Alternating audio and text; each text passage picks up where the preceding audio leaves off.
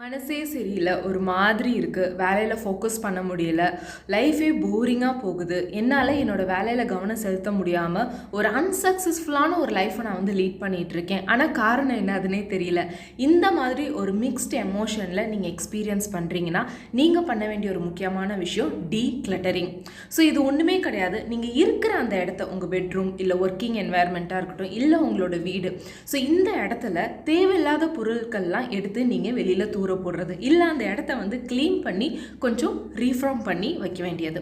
இந்த மாதிரி பண்ணும்போது உங்களோட அந்த பழைய தாட்ஸ், அந்த ஓல்டு நெகட்டிவ் எமோஷன்ஸ் எந்தெந்த பொருளெல்லாம் அசோசியேட் ஆகி இருந்துச்சோ அது எல்லாமே கிளென்ஸ் ஆகி ஒரு புது இடத்த பார்க்கும்போது ஒரு புது புது விதமான உங்களுக்கு கிரியேட்டிவ் தாட் ப்ராசஸ் ஜென்ரேட் ஆகும். கண்டிப்பாக ட்ரை பண்ணி பாருங்கள் இந்த டீக்ளட்டரிங் டெக்னிக்கை. உங்களோட என்வாயர்மெண்ட்டை சுத்தம் பண்ணாலே நீங்கள் ரொம்ப ரெஃப்ரெஷ்டாக ஃபீல் பண்ணுவீங்க. Take care.